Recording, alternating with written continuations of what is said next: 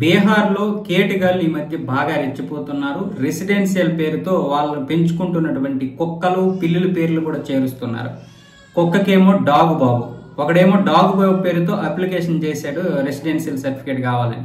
అధికారులు కూడా కింద మీద చూసుకోకుండా వాళ్ళైతే ఒక సర్టిఫికేట్ జారీ చేశారు. తర్వాత అది సోషల్ మీడియాలో పెట్టారు, మా కుక్కకి డాగ్ బాబు పేరుతో సర్టిఫికేట్ ఇచ్చినటువంటి అధికారులని.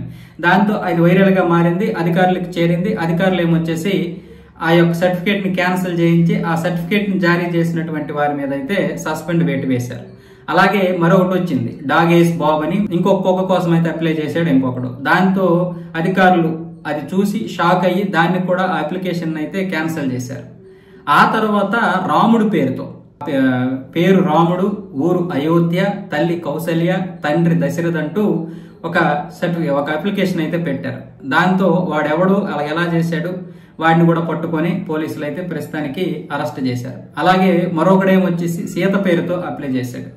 సీత పేరు సీత, ఊరు అయోధ్య, తల్లి పేరు సునైన, తండ్రి పేరు జనక, ఇలాంటి పేర్లతో సీత పేరు మీద కూడా అప్లై చేశారు. వాడిని కూడా పట్టుకొని 2 తన్నారు. ఎందుకు ఇలా చేస్తున్నారు అని.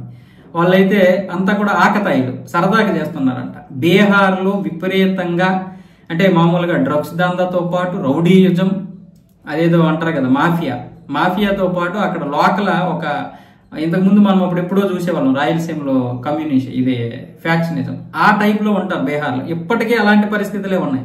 అధికారులు కూడా వీళ్ళని చూసి భయపడిపోయే పరిస్థితి. ఎందుకంటే వీళ్ళ తండ్రులు వీళ్ళకి సంబంధించినటువంటి వారు కూడా ఒక చిన్నపాటి రౌడీలే, ఆ టైప్ లో ఉంటారనమాట. దానివల్ల కూడా కొంతమంది అధికారులు భయపడిపోతున్నారు. కాకపోతే ఇప్పుడు ఎలక్షన్లు జరుగుతున్నటువంటి సమయంలో ఇలాంటివి రావడం వల్ల కూడా అక్కడ కలకలం రేపుతుంది. దానివల్ల నితీష్ కుమార్ ప్రభుత్వం కూడా ఇలాంటి వారిని అయితే కఠినంగా శిక్షించమని ఆదేశాలు జారీ చేయడం వల్ల వీళ్ళ మీద అయితే ప్రస్తుతానికైతే ఇలాంటి వారి అందరినీ కూడా పట్టుకొని తన్నగలుగుతున్నారు అధికారులు.